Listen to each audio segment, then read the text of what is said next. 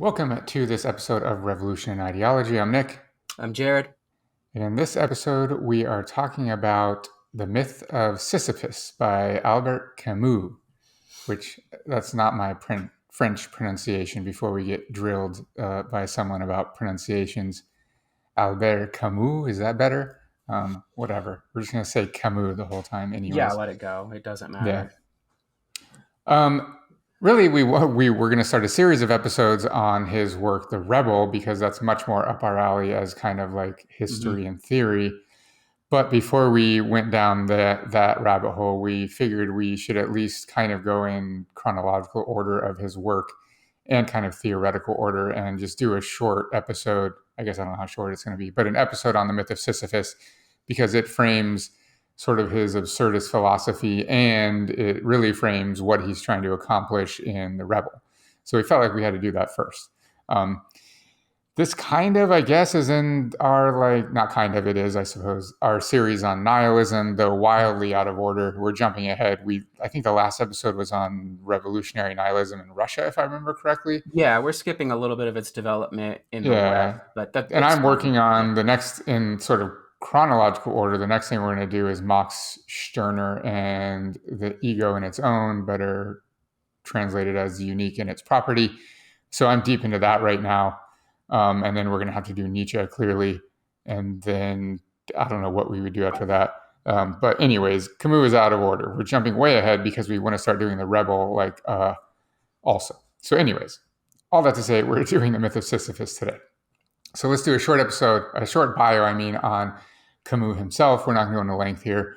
But he was born in Algeria in 1913, which is kind of important because he was a pied noir. Do you want to tell us what that is?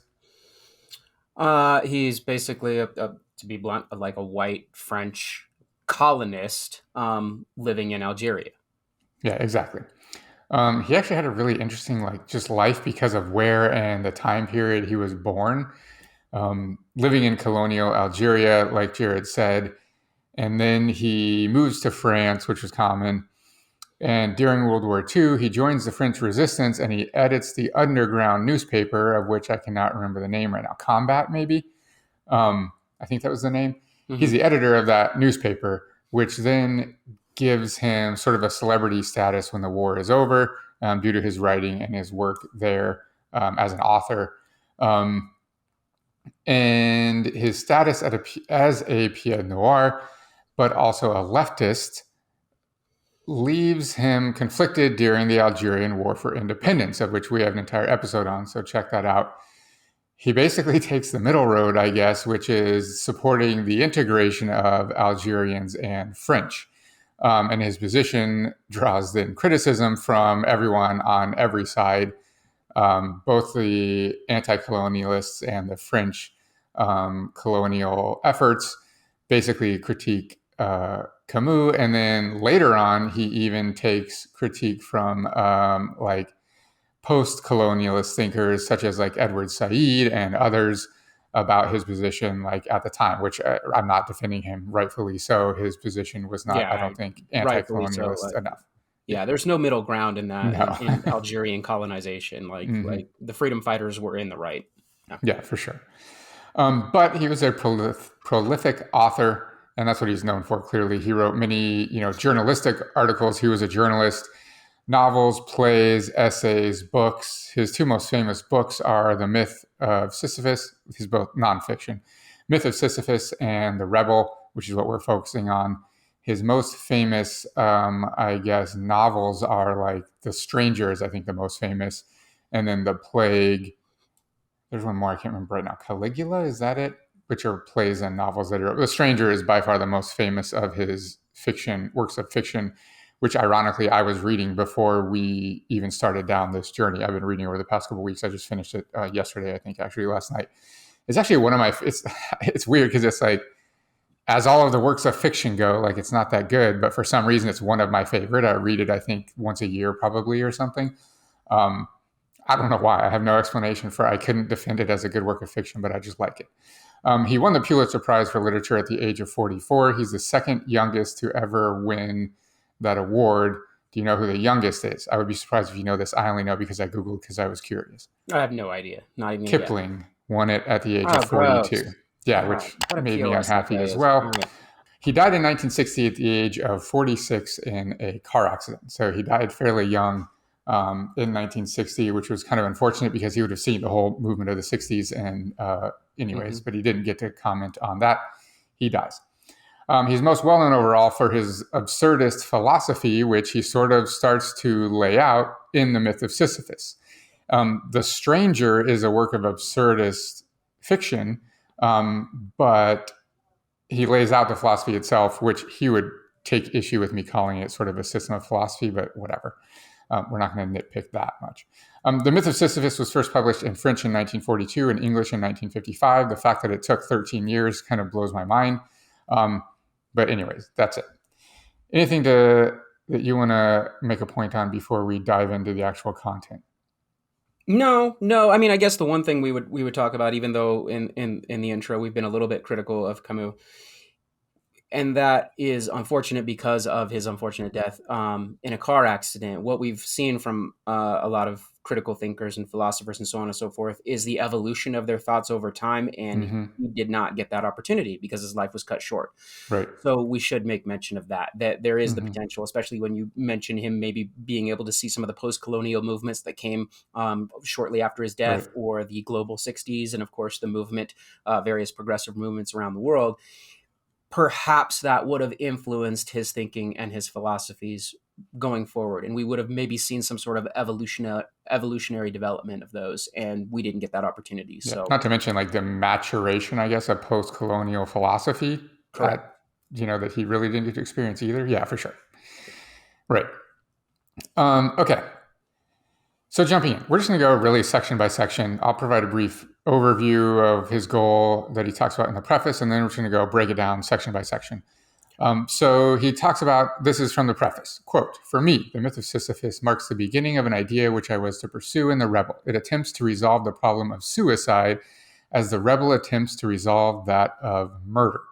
So the subject really of the myth of Sisyphus is suicide. It's kind of the overarching constant that he is dealing with, which we'll get to in much more detail, obviously, in a second. He later says, "Does existence's absurdity require one to escape it through hope or suicide? This is what must be clarified, hunted down, and elucidated while brushing aside all the rest. Does the absurd dictate death?" So this is framing, like I talked about, we want to do The Rebel because that's where he talks about revolution. The subtitle, I think, is an Essays on Man in Revolt, or an essay on man in revolt, or something like that. So we want to talk about that because that's what we're all about. But first, before he gets to revolution, he gets to individual suicide as a result of the absurd. And that's what he's going on in The Myth of Sisyphus. He says the subject of this essay is precisely this relationship between the absurd and suicide, the exact degree to which suicide is a solution to the absurd. So he's basically asking the question, since life is meaningless, is suicide justified? His conclusion, spoiler alert, is that it is not. And his whole project in The Myth of Sisyphus is working this out. How do people respond to the absurd, and why? And is suicide a valid response? He hasn't. Obviously, we'll go into what the absurd is if you aren't familiar. Okay, first section of the book. It's called An Absurd Reasoning. And then the second heading is Absurdity and Suicide. So he's jumping right into it, right? What is this about? And he's bold enough to claim that suicide is the fundamental philosophical question. Clearly, this gets critiqued by philosophers throughout time. But he says, quote, "There is but one truly serious philosophical problem, and that is suicide. Judging whether life is or is not worth living amounts to answering the fundamental question of philosophy." I would argue theology. I would argue theology as well, obviously. Yeah. Again, this whole idea that whether we're talking about like the absurd life, and of course it's meaningless or meaningfulness, I guess, depending on your perspective, or what we perceive might be through our ethically constituted narratives, the afterlife, suicide is always kind of one of those subjects that we like to dance around. And I think it's very important that he here in the 1940s, again, giving like the context of what's going on in the world at this time, which we might argue from his perspective, colonial Algeria during World War II, etc. You might not get much more absurd than that. Yeah.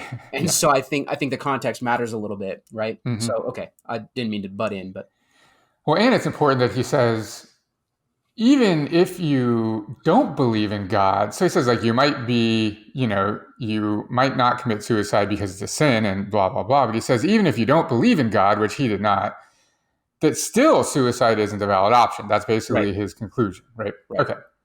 Then he gives us a sentence that I think kind of, or two, I guess it's two sentences technically, that kind of sums up the absurd really well early on, though he'll get into much more depth later on. He says, quote, I don't know whether this world has a meaning that transcends it, but I know that I do not know that meaning, and that it is impossible for me just now to know it. That's a pretty good explanation of the absurd. And I like to contrast it versus, existentialism, which is that life doesn't have any inherent meaning and that we must find the meaning ourselves. That's very, very like distilled version, right?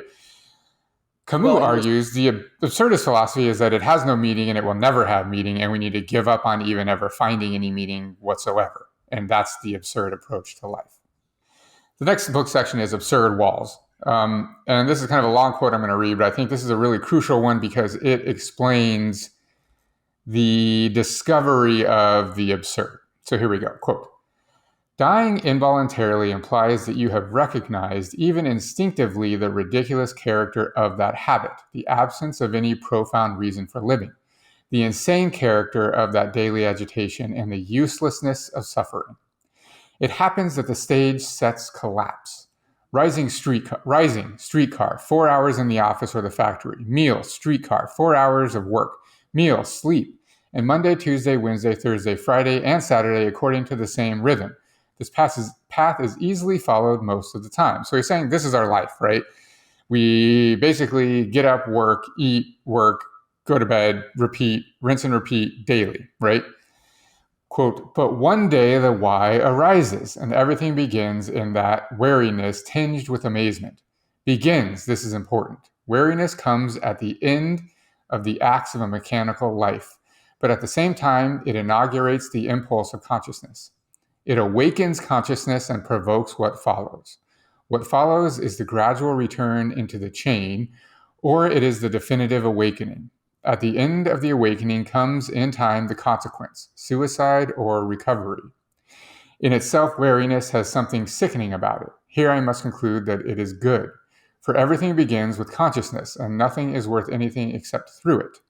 There is nothing original about these remarks, but they are obvious, that it is enough for a while during a sketchy reconnaissance in the origins of the absurd. Mere anxiety, as Heidegger says, is at the source of everything. What are your thoughts on that one? I think it's interesting. I like the term mechanical life, the idea of Mm-hmm. rinse and repeat. And funny enough, like we've done a number of different episodes on mid 20th century thinkers, looking at it through like this industrial technocratic lens. We've looked at Marcuse and we've looked at Morris and so on and so forth, and their commentary on this. Camus kind of falling in line here with his Mm-hmm. critique of the society, but not going as much into the material culture, but more the ideal in this case, and what that means once we come to the realization, well, he didn't use the term in this quote, of the absurdity of this repetitive process.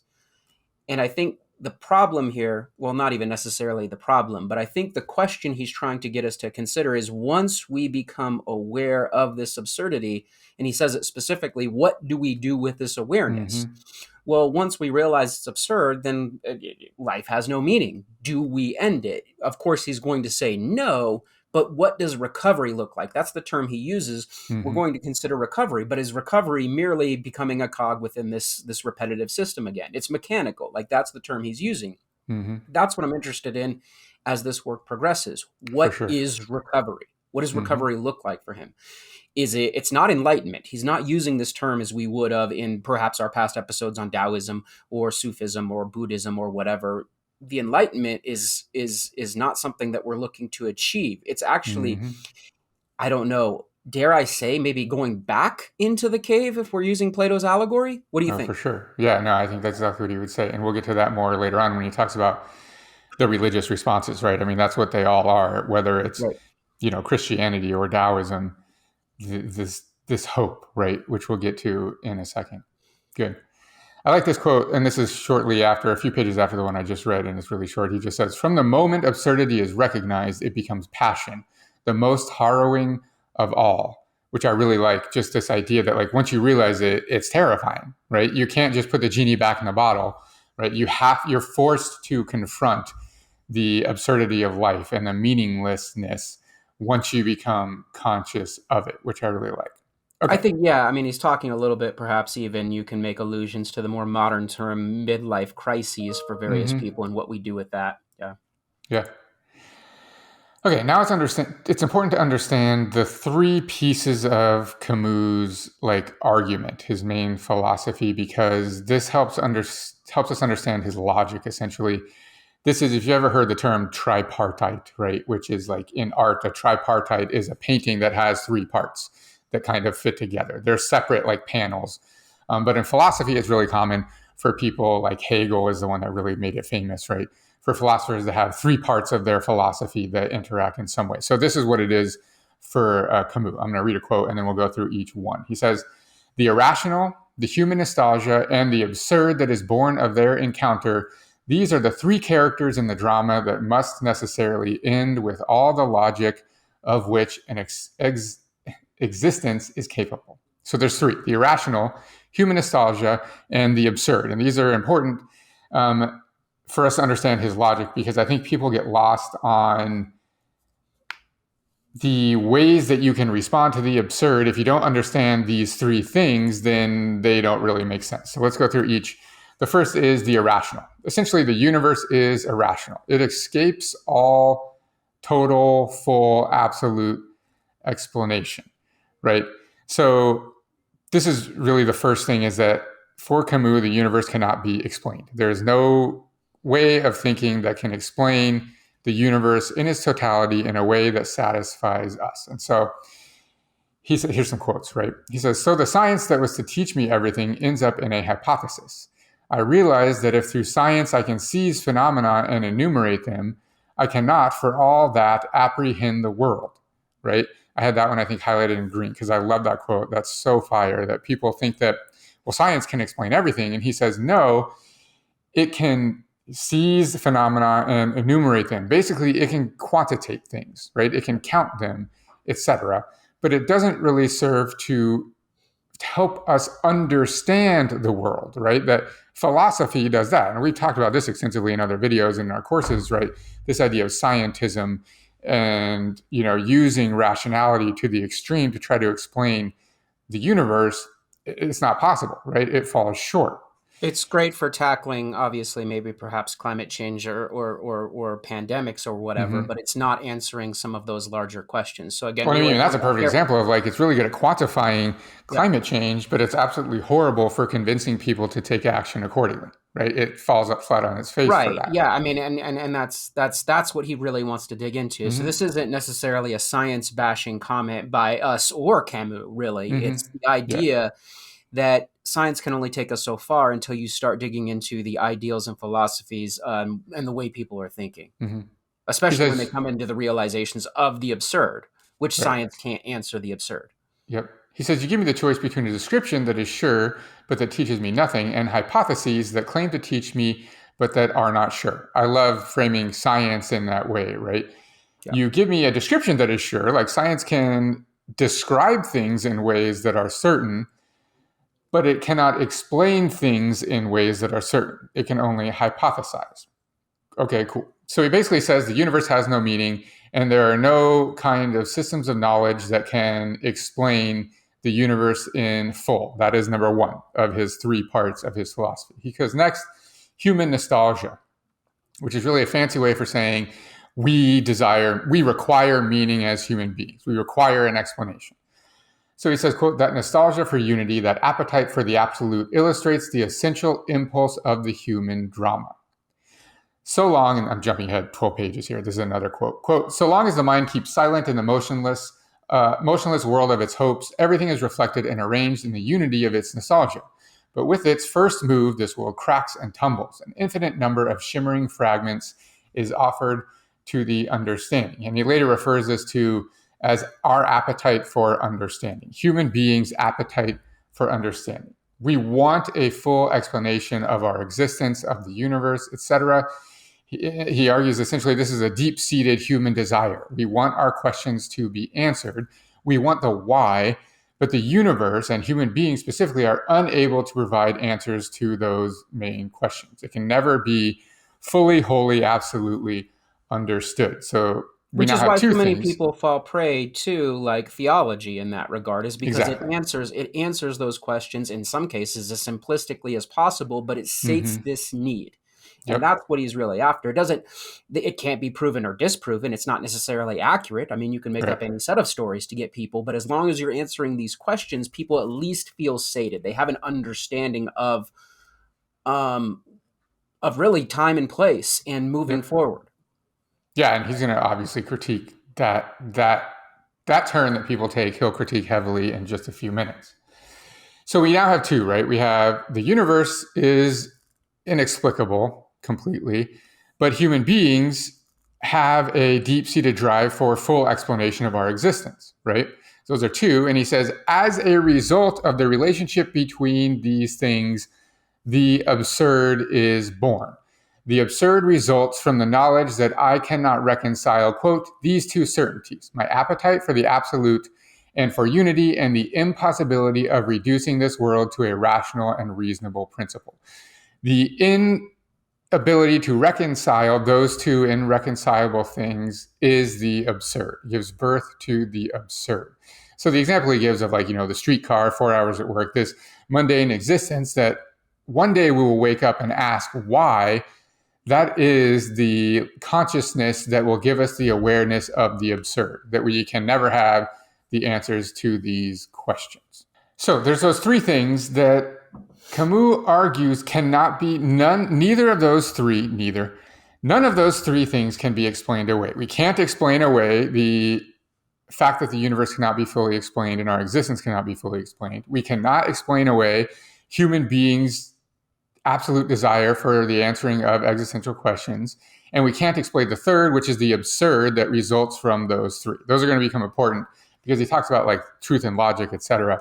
later on. We have to understand that for him, those are his truths. Also, I meant to say this in the beginning, this isn't a traditional philosophical work. He doesn't go through and make logical arguments creating a philosophical system. That's not what Camus is about, basically because he's against philosophical systems. He's against that level of rationality. That goes against the absurd, which he'll explain better on in a few minutes. So this isn't, right, you're well, how are those truths? He hasn't done a lot of work to explain that. That's not his gig. That's not what Camus is after here. So just understand that going in. All right, next section of the book is philosophical suicide. So basically now he switches to, okay, existence is absurd. What do we do about that? How do we then approach life with this knowledge? Which I think many people probably, this will ring true, right? We know that there's no meaning. How do we approach this life now? So he says, some people leave, some people stay, right? And the leaving for him is suicide, which is what he's investigating in this work altogether. He says, quote, to say that climate is deadly scarcely amounts to playing on words. Living under that stifling sky forces one to get away or to stay. The important thing is to find out how people get away in the first case and why people stay in the second case.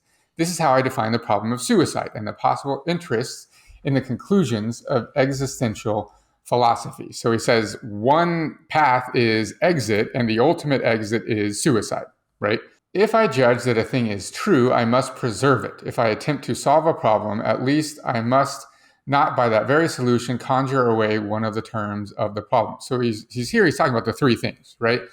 He's saying the problem of the absurd cannot be solved by doing away with one of those things. We can't do away with the fact that with the universe and existence and the fact that it's meaningless.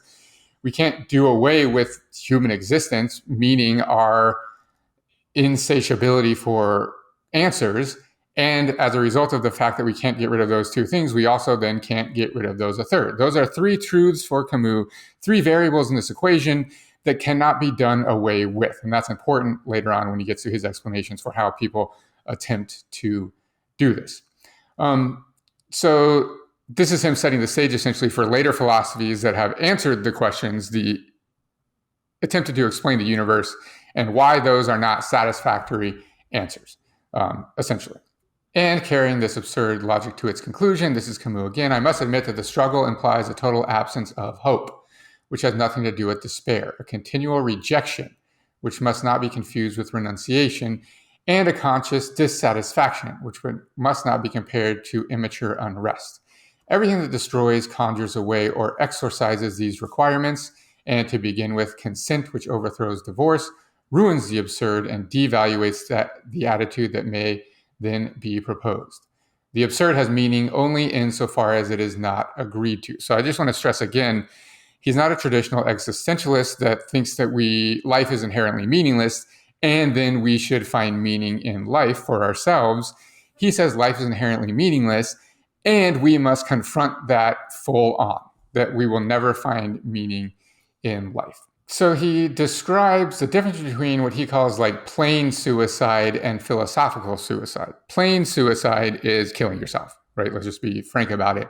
That's what he calls plain. And then he talks extensively about philosophical suicide, which is the section that we're in of the book right now. He says, through an odd reasoning, starting out from the absurd over the ruins of reason in a closed universe limited to the human, they, the philosophers, deify what crushes them and find reason to hope in what impoverishes them. That forced hope is religious in all of them. It deserves attention. So he says, Jared mentioned the religious turn, right, to find meaning in what that has no meaning. Camus obviously has a huge problem with that. He says, the first thing that philosophers do is abandon reason and rationality and return to God. So I want to stress, this isn't like the theology, the origins of theology. We would argue that this is a relatively kind of modern turn where, Nietzsche announces that God is dead. The existential philosophers then go from that position and return back to God. And here he's talking about like Kierkegaard as an example. And I think, what's the other one? Husserl, is that who he talks about? I can't remember right now. But Kierkegaard for sure, I remember, is in there. And so he says, these are the philosophers. Heidegger's anxiety, right? Right. Yeah. These are the philosophers that have realized the absurd and recognized the absurd, but they take a turn back to God as the explanation of the universe. He says this is a turn that cannot be done because it violates the truths of his tripartite, his three things, right? This explains away the irrationality of the universe because God transcends all. The transcendence of God provides the reconciliation in two ways. First, it provides rationality, right? It explains the universe because God, we all know the basic fundamentals of this, right? God can explain things in ways that we as mere mortals can't understand. So God provides the meaning of the universe. And we don't understand it. It doesn't actually provide the meaning for us. God itself provides that meaning. The existence of God provides meaning for us. Which is one of the great cop-outs, but as long as it's hitting those answers, it doesn't matter. We don't care. Right. That even as non-detailed or nondescript as that answer is, that satisfies enough people. It doesn't have to be. So when you were talking earlier about this like understanding of existence and understanding of the universe, that doesn't necessarily mean like it needs to be a complete like categorized like positivist understanding of it. Merely saying God wills it, or because God said so, or because God, that's enough for a lot of people. Right. But for Camus, that doesn't actually answer any of the three, right?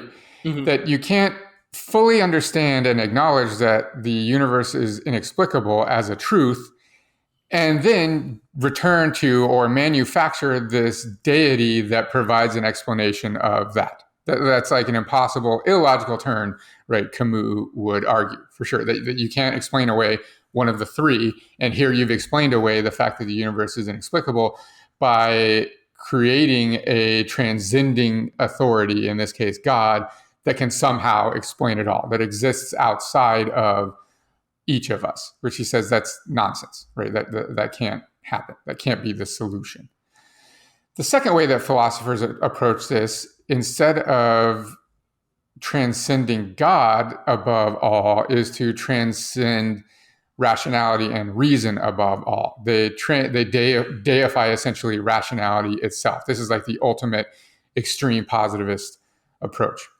He says, quote, "It must be repeated that the reasoning developed in this essay leaves out altogether the most widespread spiritual attitude of our enlightened age, the one based on the principle that all is region, reason, which aims to explain the world, right?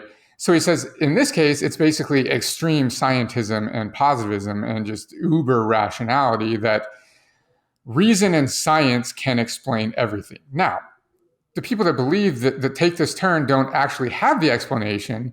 They just have such faith in the deification of science. They have such faith in science that they would say something akin to like, science will someday be able to explain everything in the universe. That science fundamentally has at its disposal the ability to do this. And just because it can't right now doesn't mean that it won't be able to forever, that it can do this. It has the capability of doing this.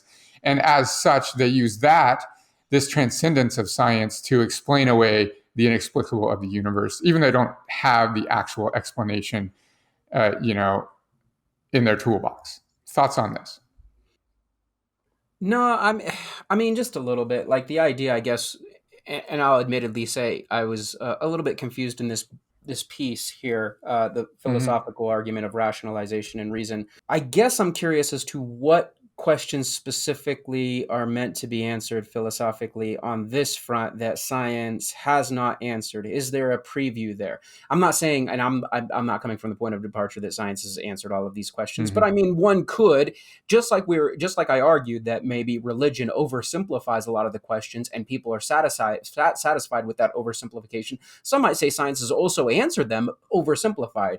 Oh, 100%. I think that's Camus' argument. Right? Yeah, you're here because whatever, you're here to procreate, pass on genes, etc. That might be more of a scientific argument, right? I think his point is that it's the same, actually. His argument for religion is that it doesn't actually provide meaning for our lives. It doesn't provide meaning for our existence. It doesn't answer that question. Neither does religion, right? Religion just says, well, we as essentially mortal beings can't understand it, but have faith that there is a being that exists that can understand it, right? But that's where the absurd comes in, because then in both of these, you're like, okay, well, once I've achieved X, Y, or Z based on these two, this dichotomy here, then yes, what is left for me to do? So in a religious context, I've accepted whatever it is for whatever religious doctrine we're talking about. Jesus is my Lord and Savior, or there is only God, there is only one God and Muhammad is his prophet, or anything along those lines. Well, then after that, then what else is there? I've done my part. I've done my due diligence. Obviously, in those narratives, a whole host of other things are added that are more or less tasks or things that you're supposed to do to maintain. But in theory, once you've done that, you're done, and there is no more meaning after that to life. So what? But that is your meaning. That is your meaning, right? Like, and that if you've ever, I mean, you have, right? You've talked to Christians or whatever that like, their entire meaning for existing is to serve God's will, etc. Right? You've all heard the terms that go along with which is completely absurd. But then we get to the idea of science and the absurd there as well. Once again, I'm using my own generic version, not Camus here. But let's say like the meaning of life from a more like, again, positivist standpoint is to grow, develop, pass on your genes, and then that's progress, it, right? Like an octopus, right? Like an octopus, once they're done passing on their genes and they raise those eggs, that's it. We know that. What keeps us going thereafter? Is that the absurd? I think you mentioned Marcuse earlier, which I hadn't even really connected to this because he comes much after, clearly. But it's, I mean, the idea of technology and rationality and Marcuse, using Marcuse as a context, I mean, it perfectly explains the meaning of, our meaning is to further invent and further develop and increase new technologies and progress society, quote unquote, progress society, right? We get completely wrapped up in the irrational rationality, right? I mean, it's progress for progress' sake and so forth. If we've deified rationality and progress, then that itself becomes the meaning in our lives, which, like, as you said, is completely ridiculous. And that's mechanical as well, like he used in the earlier quote. That is rolling a boulder up a hill over and over again. The point is, I think this will help maybe drive these two home, the religious and the deification of rationality, is that by taking that turn, having faith that you have abandoned the absurd position. You've lost consciousness. You no longer believe that the absurd exists because you have given meaning to your life, right? Whether it's religion, whether it's rationality and reason and science, etc., you have abandoned the absurd position. And Camus argues that it's not possible. We can't do that. The absurd is one of the three truths. We cannot explain it away. It must exist, and we must constantly be conscious of it. That as someone that has faith in religion, or that has deified rationality and science, that has faith there, that has taken this leap, that you've abandoned the absurd position. You no longer believe that it exists because you have reconciled the two things that are completely irreconcilable, right? He calls this the leap, both of these two things, the leap. You've taken a logical leap by performing either of these two. And he says this leap, it's not possible. You violated the rules of the game, essentially. You cheated, basically. And he compares both of these things as the same, which I really like. Both God and the deification of reason are essentially the same. The end is the same. And this is Camus, quote, "It is futile to be amazed by the apparent paradox that leads thought to its own negation by the opposite paths of humiliated reason and triumphal reason. From the abstract God of Husserl," oh, there he is, I was right, "to the dazzling God of Kierkegaard, the distance is not so great. Reason and the irrational lead to the same preaching." So he's saying the leap is the same, whether it's, God, or whether it's the triumphant reason, he says. It's the same thing. You're just deifying something else. You've transcended something else above human reasoning and the meaningless of the universe, and you've oppressed yourself as a result. And as such, you've abandoned the absurd position, which Camus says is not possible. We can't explain that away. That's not a thing. You can't sit here and look me in the face and say the universe completely, we cannot find meaning there. We can't explain it all. Oh, however, I'm going to invent this new thing that transcends everything, and we're going to have faith that that can explain it all. He says that's a completely illogical leap. Like, we can't do that. That's nonsense, right? So that's philosophical suicide. There can be, this is good. There can be no question of masking the evidence, of suppressing the absurd by denying one of the terms of its equation. It is essential to know whether one can live with it, or whether, on the other hand, logic commands one to die of it. I am not interested in philosophical suicide, but rather in plain suicide. So I said, I'm not interested in either of those arguments because you've essentially violated the equation. You violated the rules of this, logic that we're having here. I'm not interested in that. I'm interested in actual suicide, right? Must we die as a result of the absurd existence? Then he goes on to absurd freedom. This is the next section of the book. He says, "Is one going to die, escape by the leap, rebuild a mansion of ideas and forms to one's own scale? Is one, on the contrary, going to take up the heart-rendering and marvelous wager of the absurd?" So we can die, we can commit suicide, we can escape by the leap, which is the two things that he has just talked about. We can rebuild a mansion of ideas and forms to one's own scale. I like this one, right? Because it's basically, constructing ideological apparatuses to provide us false meaning, false answers to these problems. Or are we going to take up the heart-rendering and marvelous wager of of the absurd? So basically, there's three responses: death, hope, or revolt. So death is suicide, right? He says suicide is like the leap, is acceptance at its extreme. Everything's over and man returns to his essential history. But he says, essentially, this isn't the logical conclusion either, because you are then removing one of the variables of the equation. That you're removing man, essentially, from the equation by committing suicide on an individual level. Hope, he says, this is escaping by the leap, as he's mentioned above, right? We hope that God provides the answers. We hope that science can provide all the answers. He says that's not it. Or third is revolt. The theme of permanent revolution is thus carried out into individual experience. Living is keeping the absurd alive. Keeping it alive is, above all, contemplating it. One of the only coherent philosophical positions is thus revolt. It is a constant confrontation between man and his own obscurity. It is an insistence upon an impossible transparency. It challenges the world anew every second. Though I want to stress here, he's not talking about political revolt, which he has much critique for, both here, I guess a little bit here, and definitely once we get to the rebel, he will have a lot to say about that. It's not fighting for a cause or fighting for some future, right? He's talking here about absurd revolt. And in that, he's talking about your very existence and maintaining your consciousness of the revolt and facing it, directly head on.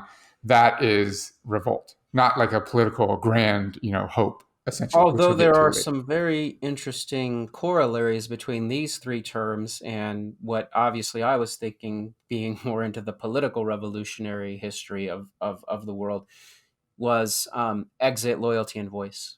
I read into that a little bit. That was probably me reading into a little bit because obviously that's specific to political revolutions, but it's there, right? Suicide being the exit, Mm-hmm. loyalty being attached to making that leap, that hope, and then of Yep. course voice being revolt itself. No, yeah, I thought that too, for sure. When Yeah. when he mentions exit, right, I thought the exact same thing.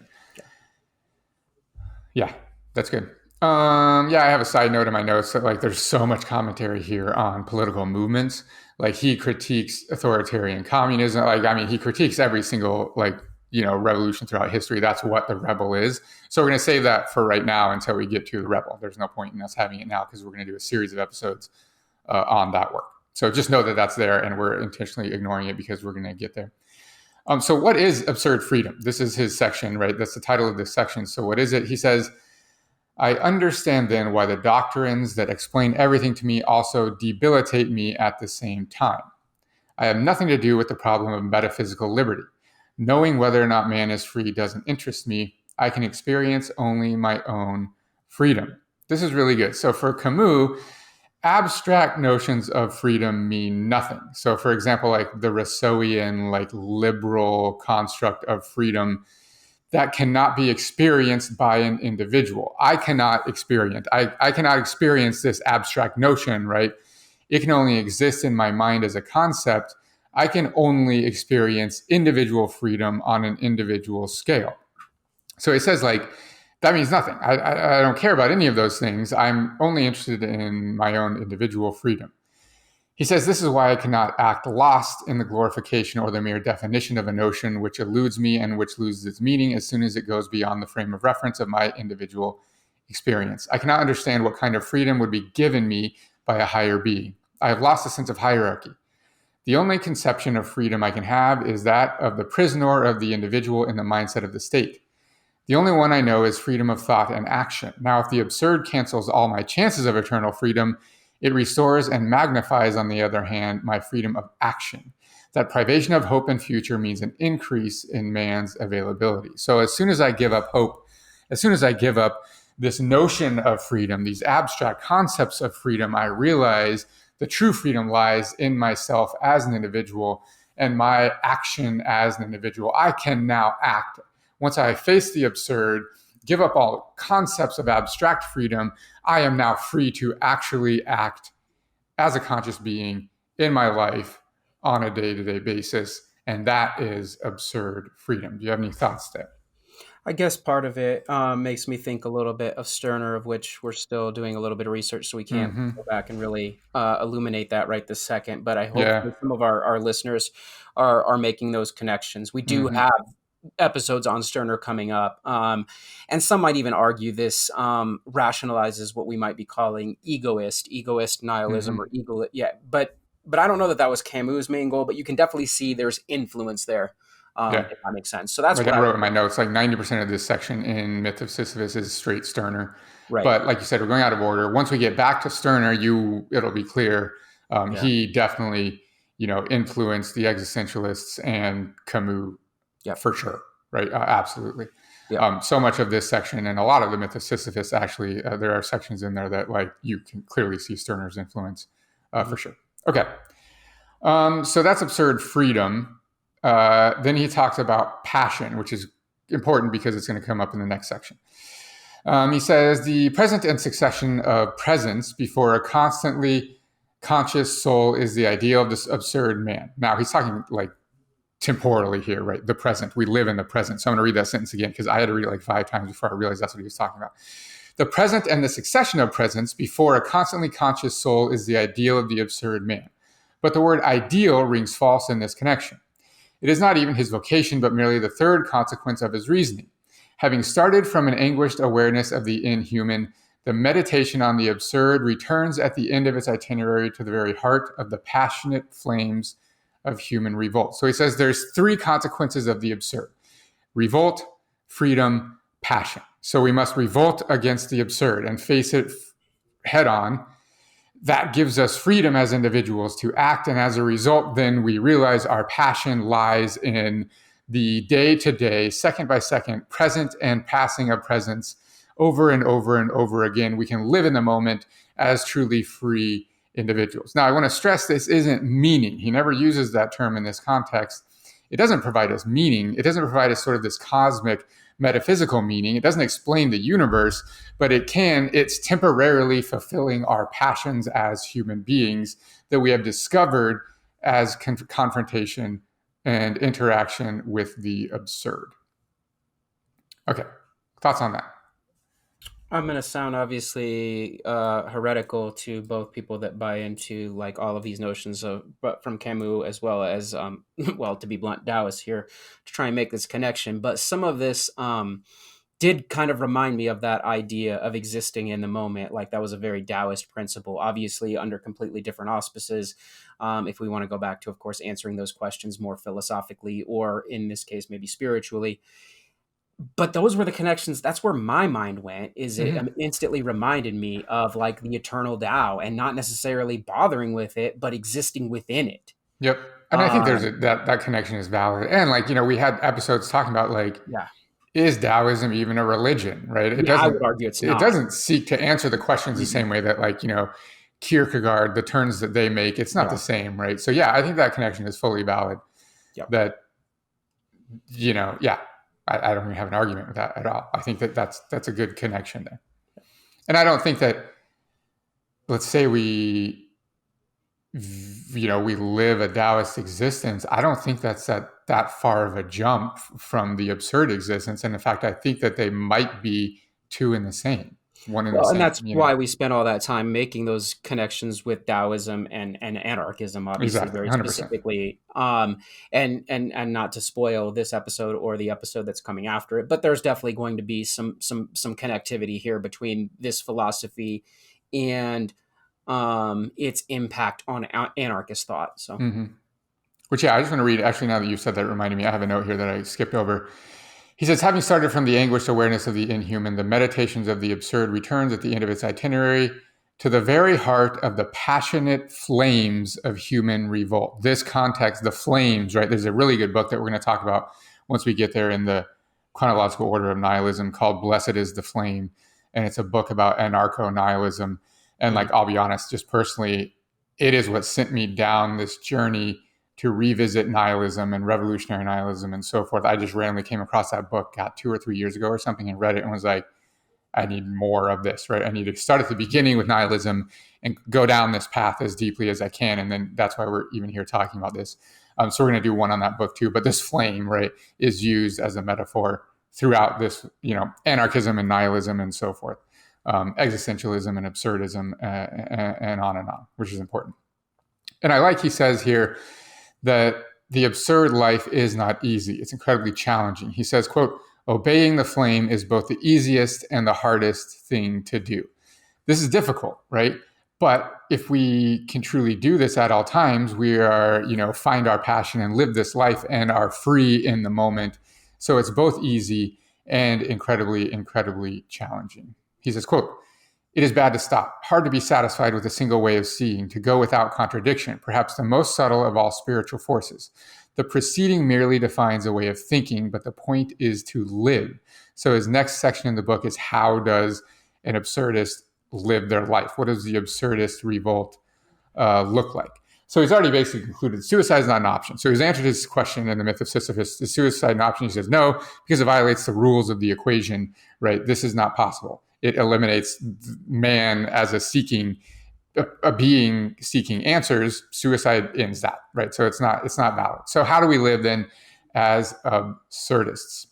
He talks about morality, which I like a lot, and I use this quote a lot when I'm talking with people who are asking questions about nihilism, or maybe they're self-professed nihilism, or they say, this idea that everything is permitted, right? Which comes from Nietzsche's concepts, really, and like, when we're talking about anarchism and people, view it as like the purge, where if there were no morals, if God is dead, right, wouldn't everyone just be like raping and pillaging and slaughtering people in the streets, etc.? I love the way that Camus presents this. So I'm going to read his quote. He says, The absurd does not liberate, it binds. It does not authorize all actions. Everything is permitted does not mean that nothing is forbidden. The absurd merely confers an equivalence on the consequences of those actions. It does not recommend crime, for this would be childish, but it restores to remorse its futility. Likewise, if all experiences are indifferent, that of duty is as legitimate as any other. One can be virtuous through a whim. So he actually doesn't believe in traditional morality, right? But he says that doesn't mean that everything is permitted, because to say like, well, then murder is fine. Well, you've elevated then murder above any other action. He says what it does is it makes every action fully equal, and that we must also face the consequences for our actions, not according to morality. He says later on, there's a quote where he talks about, I don't believe that anyone is guilty, but I do believe that there are consequences for action. There are people that are responsible, but there are never people who are guilty, because guilty requires a moral judgment. It requires an ethical judgment, but people are responsible for their actions. Then he goes on to the next section of his book is Don Juanism, which is kind of a weird title. I thought that was interesting. But he's talking about absurdist passion. And so do you want to talk about who the myth of Don Juan for a second? Because he actually doesn't explain what this, literary character is. He just kind of jumps into it and assumes that readers know. So do you want to do that, or you want me to? You can. Okay, so Don Juan, if you don't know the story, is like this literary figure, and basically his whole life is he is a womanizer. So he goes from woman to woman, sleeping around with various women. That's the story in a nutshell. We're not going to be here for hours explaining it, right? Oh, I thought you were going to go into more depth than that. I think. No, that's it. I think that's all we need to get to. All our listeners know that. Yeah. Okay. Yeah. I was like, is there something? When you asked me, I was like, is there something? No, that's all. There's no. Yeah, we don't need a deeper meaning yet. Right. All right. All right. We're good. Let's keep moving. Okay. Camus basically says that Don Juan, this character, is an absurdist hero because he lives via his passions. Now, most people critique that story as like, oh my God, he's a misogynist, like womanizer, violating women, etc. And I did mean violating, like raping them. That's not what he does. But he goes from woman to woman, finding love, essentially. But he says, he's the absurdist hero according to Camus because he's fully conscious of his actions and his consequences, and he seeks the quantity of experience. As Camus suggests, the saint, on the contrary, who tends toward quality. So he says, quote, "It is not through lack of love that Don Juan goes from woman to woman. It is ridiculous to present him as a mystic on the quest of total love. But it is indeed because he loves them with the same passion and each time with his whole self that he must repeat his gift and his profound quest. Whence each woman hopes to give him what no one has ever given him, each time they're utterly wrong and merely manage to make him feel the need of that repetition." So he's saying it's not as if like Don Juan is seeking love. He's saying he gives himself fully to each of the women, right? Each of the women that he enters into relationship with is a full love. Don Juan gives them his entire self, and each love is a different love, right? And it's a new and different and etc. Yeah, that's it. I have a note here that this is when he first mentions ethics of quantity, which I really like as a concept. He says, most people that have taken a turn away from the absurd believe in the quality of existence. So like the best life, living the best life that we can possibly live. But Camus says that that's not possible because in order for us to use the term best and us to deem a life and a way of living as better than another, we must have morals and values. And if we don't have values, then there can clearly be not a better and a worse. So that all that we can do is live in a quantity, going after the quantity of existence, which is why Don Juan is this absurd hero, right? He's going after quantity. He's going after love and love and love over and over and over again, not seeking the ultimate love, but fulfilling his passion by doing it over and over and over and over again. He's seeking quantity. Camus calls this the ethics of quantity, that we should live and live as much as we possibly can, not live as best as we can, because living the best life, that's meaningless. We can't establish what that is without values. So that's essentially Don Juanism. Anything else on that one?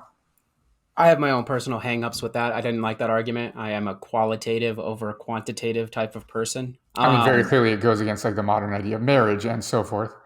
Well, yeah, I don't do marriage and all that other Yeah, stuff, as right. you know. But like for me personally, like yes, like there are. I guess I'm limited here in terms of like I would be critiqued. I do believe in some moral and ethical absolutes. They're not religiously or scientifically informed. One might argue they or maybe even I would argue they are inherent or innate, and many of the other things, whether we're talking about philosophy or religion or statism or nationalism, they kind of obscure those over time and space. But for me, this is where I did get a little bit hung up with Camus because I do believe in the qualitative, and I am well understanding that it is attached to limiting factors that inform those morals and ethics, and those limiting factors are not necessarily aligned with this idea of the absurd. I'm willing to admit that, at least in terms of his philosophy. It doesn't Mm-hmm. mean that the rest of this moving forward, I would personally consider like junk, but I did definitely take umbrage with this part for sure. So rather than having that discussion now, let's save it for Sterner when we'll talk Yeah. about, innate desires and stuff. I think we can frame that conversation better using Sterner's terminology Yeah, because rather this than doing it terminology, all like I now. said, threw me for a little bit of a loop. I definitely had a Mm-hmm. problem with this part, but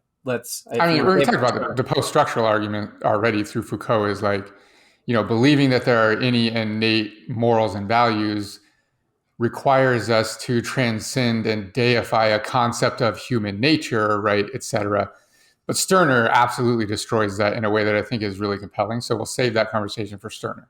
Right, which I'm willing to admit that I have that deification of morality and ethics within human nature, and Mm-hmm. in my own limitations have probably deified them. Willing to accept that. Next section here is drama. It's basically the actor. And so he says the actor is actually an absurd hero too. So he says the actor will die in 3 hours under the mask he has assumed today. Within 3 hours, he must experience and express a whole exceptional life. That is called losing oneself to find oneself. In those 3 hours, he travels the whole course of the dead end path in that the man in the audience takes a lifetime to cover. In that short space of time, the actor makes the lives of the character come to life and die on 50 square yards of boards. Never has the absurd been so well illustrated or at such length. So he said basically the actor lives an entire lifetime, condensed down into 2 or 3 hours as he takes on this character and lives his emotions and like so forth. And as a result, it's a perfect example of the absurd confrontation, right, to existence because he has full consciousness of his life, his existence, etc., and makes the choice to adopt this other character for a very short period of time. And he talks in here, I don't think I wrote down this quote, but he talks about ephemeral fame, right? That the actor seeks this very fleeting process of his craft and of the fame that is associated with it, and he must constantly be acting over and over and over again if he is to remain successful and seek out this passion on and on. He seeks the ethics of quantity through his work. And so Camus says the actor also lives an absurdist existence. Obviously, this is a much longer section than we're going into, but I don't feel the need to go into depth for every single section. We'll be here for years. Anything else on that one? The celebration of the narcissist is all I can think of. No, that's good. Yeah. Which again, for me, is where I'm starting to have a lot of problems moving forward. But let's keep going. It's not about my critiques of Camus. So explain that more in depth. How so? Is that the celebration of the narcissist? So I guess where I'm at here, and again, like if this is the so-called answer, which he might even debate whether there's any one singular defined answer, but if this is like the suggestion as we kind of go through this like philosophical exercise. Which, by the way, I just want to point out, he's not saying that there's 3 things he lists. He's not saying those 3 things are the only way you can live. He's just saying these are Right. 3 examples of an approach to the absurd. That's it. Right. Yeah. And we're willing to, at least I'm willing to acquiesce, we are living within the absurd. So that's where we're at. So we're at the critique. But in terms of like suggestive ways of framing this, I guess what I'm seeing in these examples is any sort of lack of and this is informed by the ethical and moral statements I had just made, any sort of understanding of a larger like social framework. And this is where I do think Stirner really helps us in framing like this more egoist, like myopic, self-interested understanding of how to exist within the absurd, which in and of itself, one might argue nihilism is ultimately self-interested. So I guess that's where I'm having a lot of the problems here is many of these suggestions, quote unquote, don't take anyone else into account except the individual thinker. Oh man, we could be here a long time on that. Which is my biggest problem with them. And that's why, if we want to look at it practically, this is why he ends up being a middle of the road thinker or actor in terms of French colonization of Algeria, for example. This is, I mean, you never actually have to, quote unquote, choose a side. The only side you choose is your own.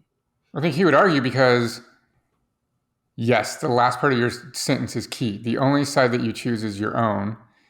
And I think he ends up choosing the middle because his own is the middle. But he does not fault the Algerians for their side, nor the French for their side. And that's where the critique comes in, right? Because we would say, well, he should definitely be critiquing the French for their side. But according to his philosophy, that's an impossibility, right? Because, and you said there's no accounting for like the social here. That's because the social, just like the liberal idea of freedom, is an abstract. It doesn't exist at the individual level, right? I can't experience society as an individual. I can only experience myself and my emotions and my own individual freedom and so forth. So I, as Don Juan, can only experience my passion. And I, as the actor, can only experience my experience as being that character and the fame that's associated with it, right? But you're right. We're bleeding so much into Stirner here that, over even this simple term, empathy. Like, because when we're talking about like the social, I guess I'm not even thinking about it in a larger like state-based abstract concept. I'm talking even like those that might be closest to me or the individuals that I actually do have these social relationships with. Where does that fit into these suggestions? And I'm not saying, I mean, this is the much bigger conversation about human nature, right? Right. Stirner argues, Camus doesn't really touch on it here, but Stirner, well, yeah, I mean, we can use the Don Juan example, even though he doesn't go into this in depth. We have a problem with the Don Juan example because of our morals in our current society. And we critique men like this, right, and women like this. But the problem is that's all based on our morality. If two people get together and give themselves fully to one another, who's to say that that being a one-night thing or a one-week thing isn't just as valuable as it being a 10-year or 20-year or a lifetime thing? Right? We have our own opinions about the temporality of a relationship because of our ideologies, right? These constructs that we've created to make ourselves feel more comfortable. But the man and the woman, obviously I'm being, heteronormative here and I apologize, but the two people entering into this relationship, because Don Juan existed in that time period very clearly, the two people entering into this relationship, if they both give themselves to each other fully, that is the absurdist approach to the absurd. That is the absurdist existence. Neither one of them is being violated. Neither one of them is being done wrong, right? So the empathy comes in. Thinking of themselves, not the people that they might be affecting around them. But there's only two people in this conversation that we're having right now, right? Let's simplify it. Neither of those people are being violated in any way. They are both giving themselves fully. They are both accepting the other fully. They both have empathy for the other as a result of their interaction in that interaction, right? So there's empathy there because they're both giving themselves fully and they're both accepting fully. And the empathy and the joy comes from both the giving themselves and the accepting of the other. So it's a selfish act that brings more joy for both people involved. They're both being selfish. And as a result, they both are more fulfilled. In that specific moment. Yeah, exactly. Fair enough. So unless we can come up with a construct where like the love of these two people then offends someone else, well, that's not my problem or theirs, right? Agreed, 100%. And that's where I'm having some hangups. But yes, we're good. If the other person also lived according to the absurd, then they wouldn't be offended by two other people doing what they want to do, right? I mean, that's the thing. we can't not offend everyone, right? Someone's going to be offended by two I guess people. I'm not even thinking about offended from like a marriage or a monogamy point of view. I'm talking about consequences that exist outside of that moment. Maybe procreation takes place. Maybe Don Juan's moved on by then. I'm talking about all the other circumstances that are not being taken into account with this very clear presentism, which is fine. I'm not. I'm But he's just not saying saying, that it's only in the present, right? He very clearly said earlier, the quote I read like twice well, because it took presence me a while upon to get presence it. upon presence upon Right. presence. So Yeah. maybe there is a child that's born, and that's great. Then the approach changes, and it's a new presence coming all along. Your child growing is just a complete every day is new. You know this as a father, right? Every day is new. The kid is changing all the time. Now all of a sudden, I'm an entirely new person. Also, I'm a father, and that changes on a day-to-day, second-to-second basis. What that means for me and who I am as a person, and so forth. We must be conscious of this change and confront that change on a daily basis. And Well, that's and the confronting that absurd. change would be suspension of the ego often. I can definitely speak from personal experience. What Well, and let's be clear, Camus is not an egoist. These are two different things. I think now we're sort of convoluting Stirner and Camus a little bit. He might be an egoist, but that's not his argument, right? His argument isn't as an egoist, right? okay? This is not. We can't have that conversation until we do Stirner, because Stirner is. We can't even call Stirner an egoist until we really break down what egoism is according to Stirner, because it's not the same that most people use it today. It's not 100% self-interest, which is what people. I mean, it is self-interest, but it's not the vulgarized version of self-interest that people use today. We'll get to that when we do the Stirner episode. I disagree. I want to go back to the narcissist comment, because I don't think that you've explained how this is narcissism fully. When we're using let me go back here. The actor will die in 3 hours under the mask he has assumed today. Within 3 hours, he must experience and express a whole exceptional life. That is called losing oneself to find oneself. In those 3 hours, he travels the whole course of the dead end path that the man in the audience takes a lifetime to cover. In that short space of time, the actor makes the lives of the characters come to life and die on 50 square yards of boards. Never has the absurd been so well illustrated or at such length. In some respects, the actor is like the traveler. By miming man as he, the actor, can be, and as he is, the actor has much in common with the other absurd individual, the traveler. Like him, he drains something and is constantly on the move. He is a traveler in time, and for the best, the hunted traveler pursued by souls. If ever the ethics of quantity could find sustenance, it is indeed on that strange stage. So I guess what I read into this is, A, kind of the rinse and repeat of living these multiple lives, these multiple presences, for fulfilling. I guess I'm reading into it himself over and over again, and maybe I'm reading into it a little bit of vanity. So these are my own personal inferences into this Mm-hmm. quote. That's like the narcissistic addiction. That's what I'm reading into this. So yes, I get the life part and how that life is merely these multiple lives, I should say, that the actor gets to engage in are metaphorical for these presence upon presence upon presences. I guess I'm reading into the motivation of the actor in and of themselves. This is where the narcissism comes in. But is it narcissism or is it passion, right? Because that's what he talks about, is the absurdist passion. I am from second to second seeking out things that, yes, make me feel good, that bring me pleasure, that fulfill my absurdist passion, right? I'm not looking, and I think the difference, there's not this grand, I don't find meaning in these things. I just fulfill my passion. Those are two very different things, right? I'm not an actor because it provides meaning in my life, and it's this great thing that I'm doing over the course of my career to provide meaning in the universe, right? I am an actor if I'm an absurdist actor, like Camus explains, because I can experience a whole life in 3 hours. I can confront the absurd over a lifetime in 3 hours, right? Or whatever. And if people appreciate my effort, right, and it fulfills their passion to see me do this, then all the better, right? But he talks about absurdist art, which is a completely different thing later on, which we'll get to in a few minutes, right? But it's not. I don't know if it's self-serving. It would be self-serving if you were explaining away the absurd. That would make you feel better. But confronting the absurd does not make you feel better. There is no quote unquote feeling better, because to feel better, you would need to find meaning in your action. And none of this is providing meaning. It's confronting the absurd over and over and over again and maintaining your consciousness of the lack of meaning in existence. Fair enough. Conquest. The last of his three examples of how to live, examples of how people have lived according to the absurd, he says the conqueror. The conqueror's response to the absurd is to consciously participate in history, even without the knowledge, with the knowledge that all is temporary. He says, quote, conscious that I cannot stand aloof from my time, I have decided to be an integral part of it. That is why I esteem the individual only because he strikes me as ridiculous and humiliated. Knowing that there are no victorious causes, I have a liking for the lost causes. They require an uncontaminated soul, equal to its defeat as to its temporary victories. For anyone who feels bound up with the world's fate, the clash of civilizations has something agonizing about it. I have made that anguish mine at the same time I wanted to join in. Same time that I wanted to join in. Basically, the conqueror, this is Camus. The conqueror seeks his passions much as the lover does, but his passion is the high of the conquest.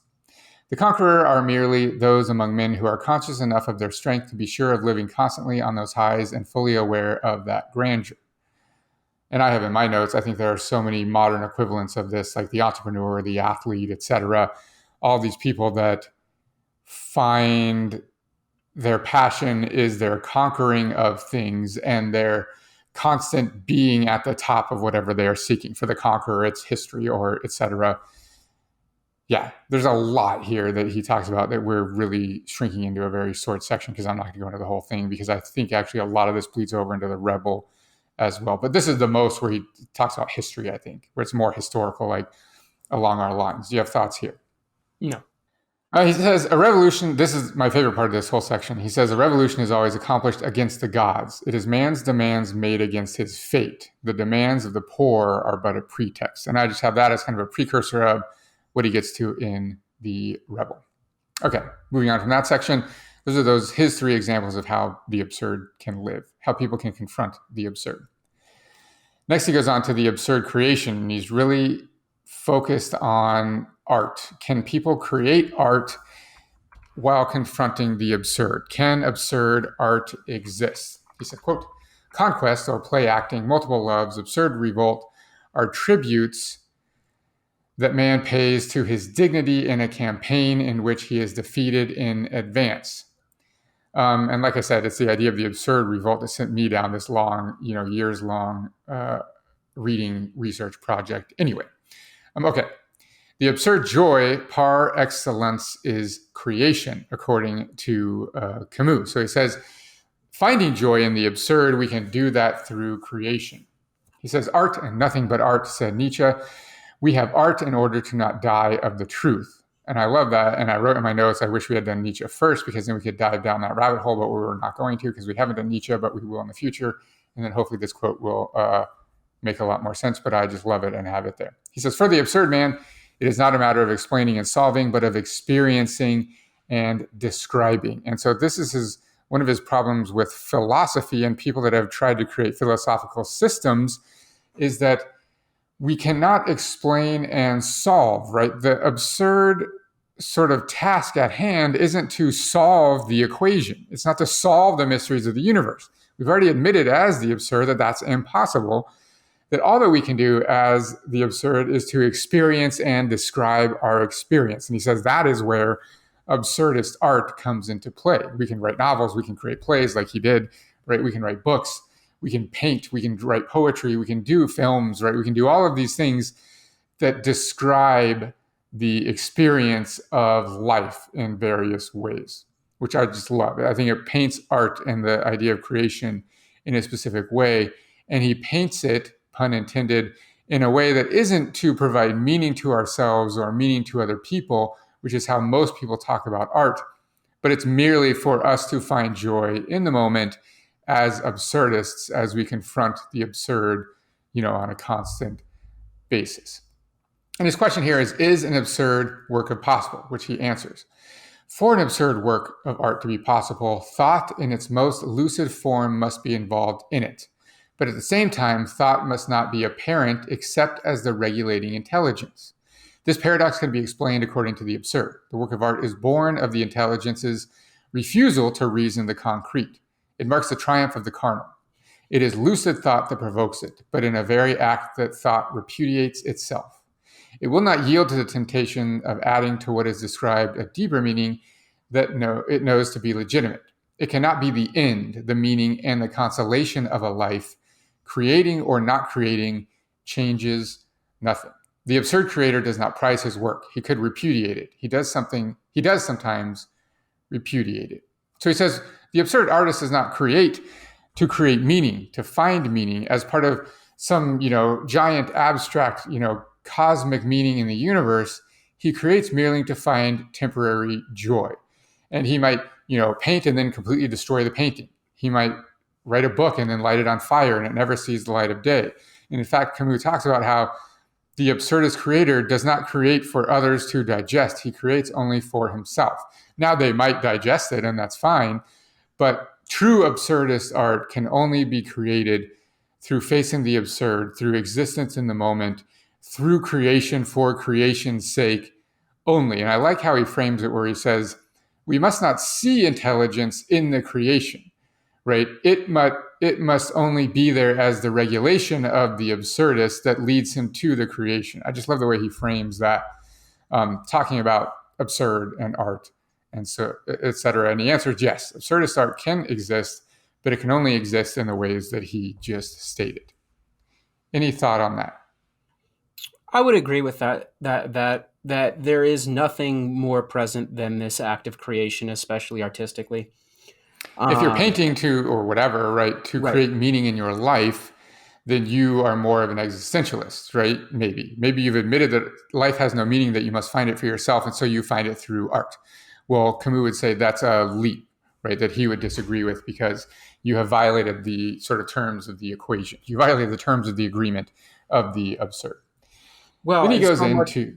Go ahead. Okay. I was going to say, so much of art as we know it, art history, art interpretation, art commerce, is about the audience. And I guess what I'm appreciating here is that none of this, at least in terms of absurdism, is about the audience. It's about the artists themselves. Exactly. And I think that's something that I can definitely get on board with, in terms of, like I said, the suggestive understanding of living within the absurd and that interpretation thereof.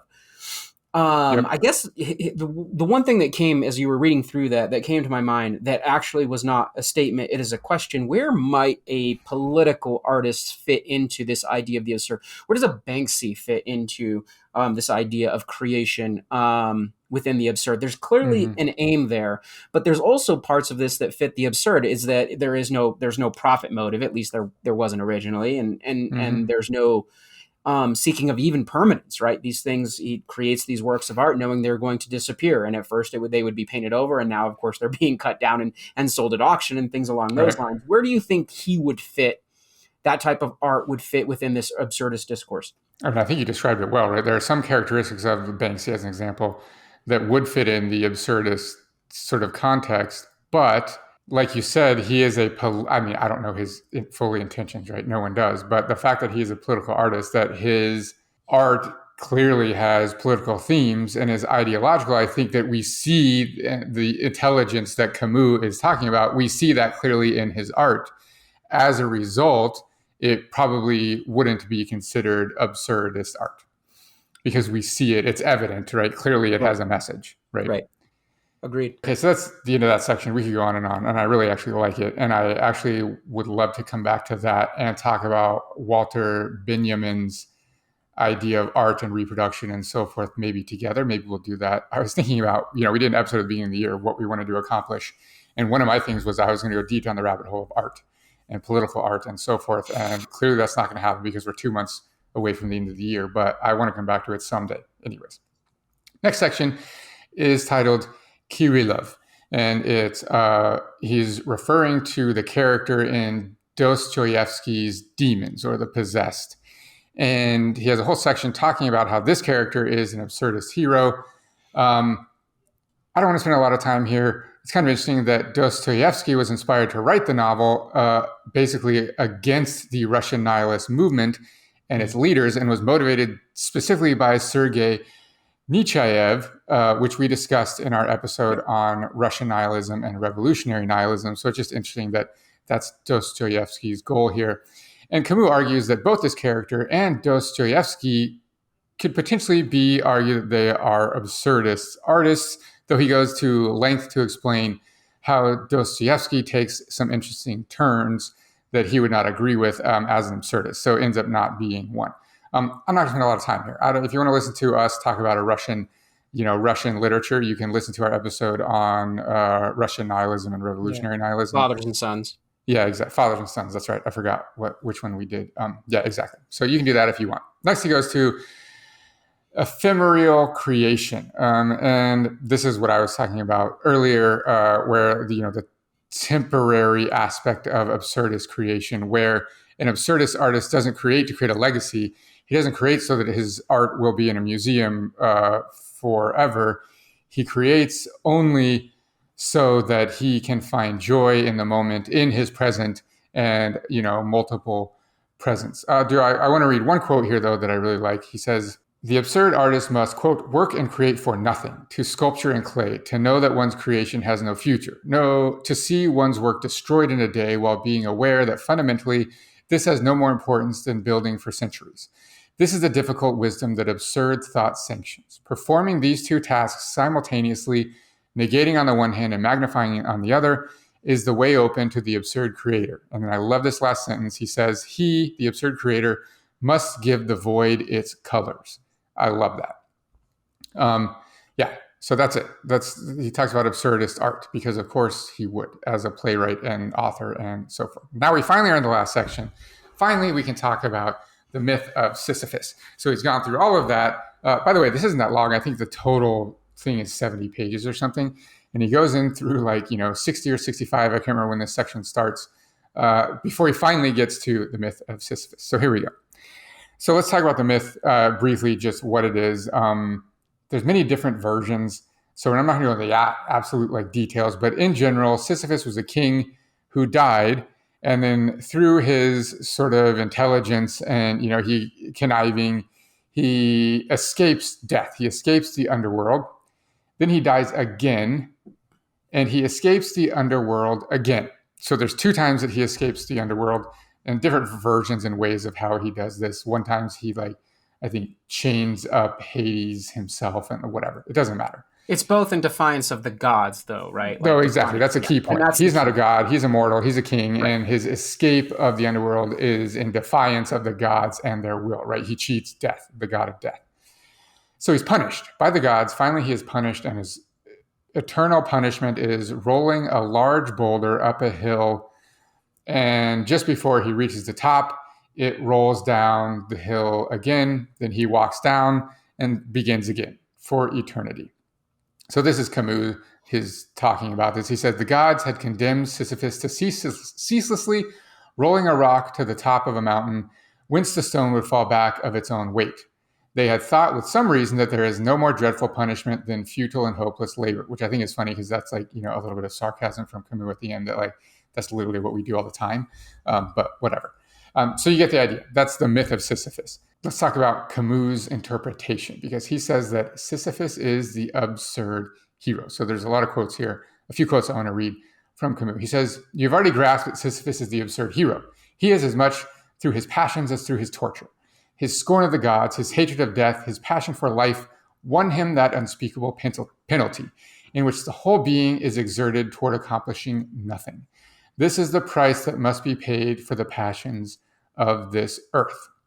At the very end of his long effort, measured by skyless space and time without depth, the purpose is achieved. Then Sisyphus watches the stone rush down in a few moments toward that lower world whence he will have to push it up again toward the summit. He goes back down to the plain. It is during that return, that pause, that Sisyphus interests me. A face that toils so close to stones is already stone itself. I see that man is going back down with a heavy yet measured step toward the torment of which he will never know in the end. That hour, like a breathing space which returns as surely as his suffering, that is the hour of consciousness. If this myth is tragic, that is because the hero is conscious. Where would his torture be, indeed, if at every step the hope of succeeding upheld him? The workman of today works every day in his life at the same tasks, and this fate is no less absurd. But it is tragic only in the rare moments when it becomes conscious. Sisyphus, proletarian of the gods, powerless and rebellious, knows the whole extent of his wretched condition. It is what he thinks of during his descent, the lucidity that was to constitute his torture, at the same time crowns his victory. There is no fate that cannot be surmounted by scorn. So he compares Sisyphus to basically modern man, right? That we are the same as Sisyphus. We toil away endlessly in this, what's the term? The workman today, same task. The fate is no less absurd. He already gave us an example earlier on. We do the same exact thing over and over again. But he says Sisyphus, when he returns to the bottom of the mountain, that's when he is conscious of his entire being, his entire situation. That is when he is the absurd hero, because he has time to contemplate his station in life, basically.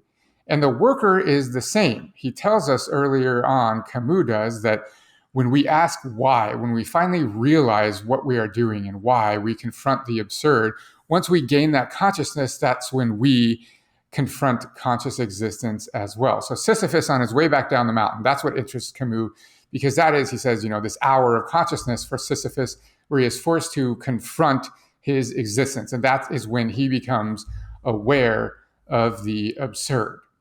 Anything to go before I continue?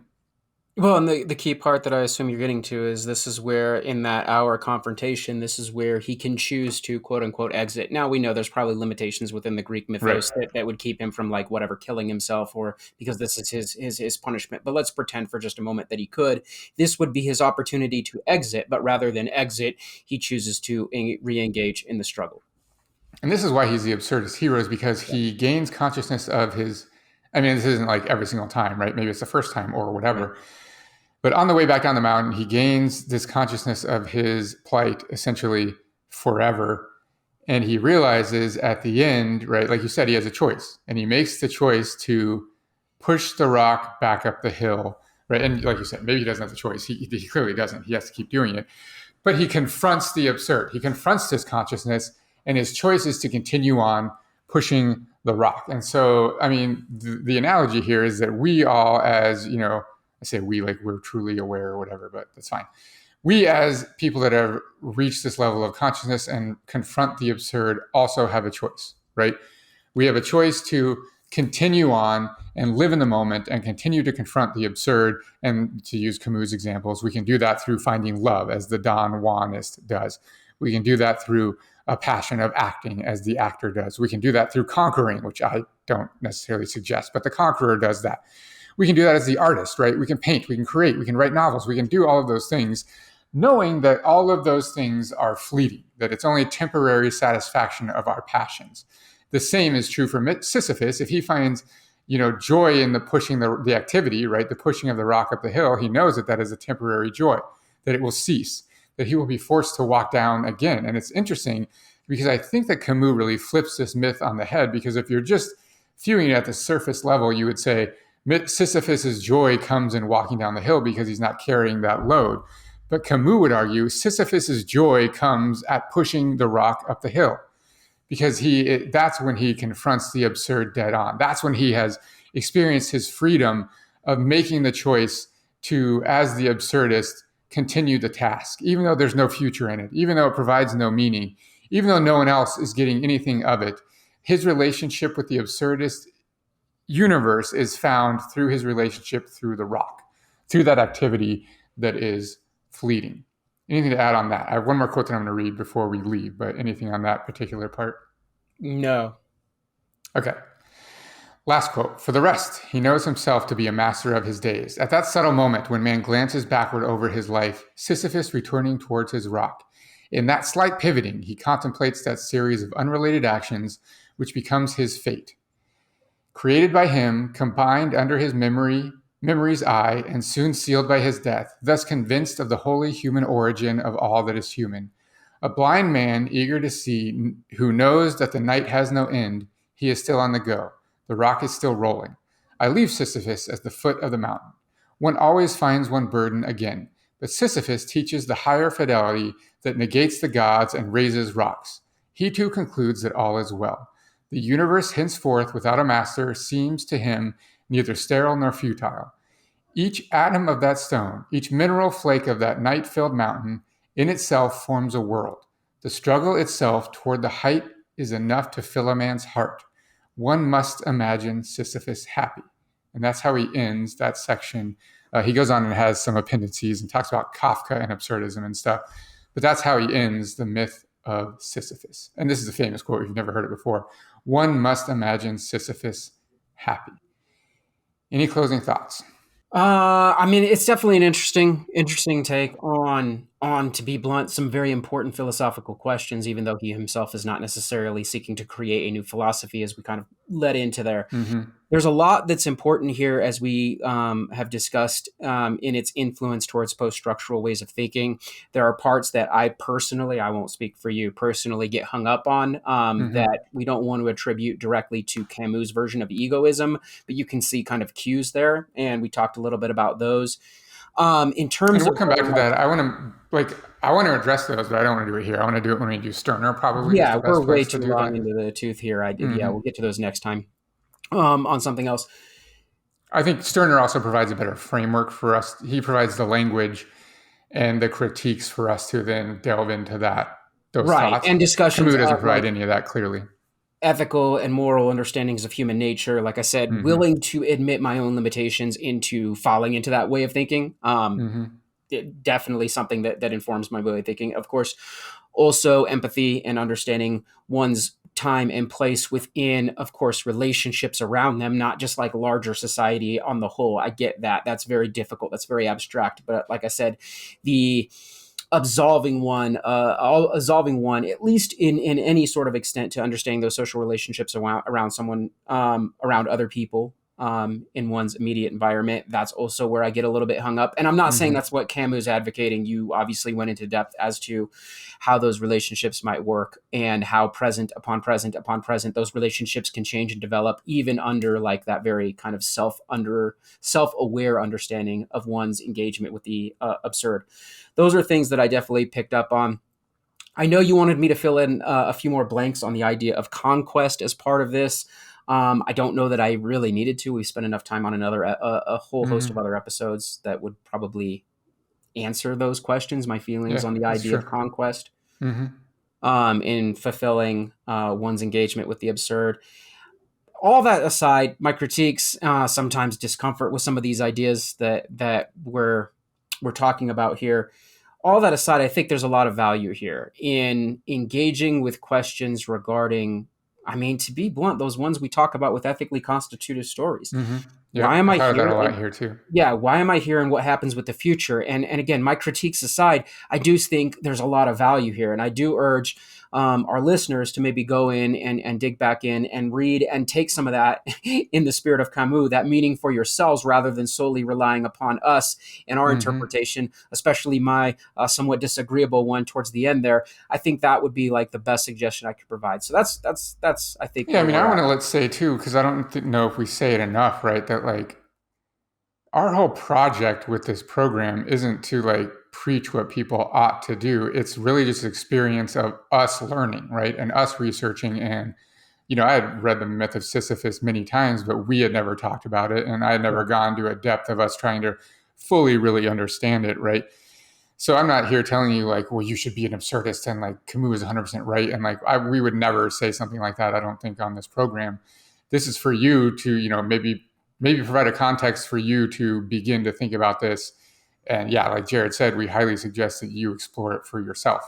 But we only talk about it because we think it provides a really important framework, even if you disagree with everything, a really important framework that must be confronted. It must be addressed, right? Camus' position must be addressed by whatever philosophy you believe in. You know what I mean? So I think we can be out there. I'm Nick.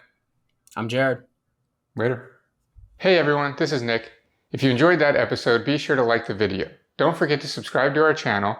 And if you really like what we're doing, you can support us on Patreon, patreon.com/revolutionandideology. Thank you to our Patreon supporters.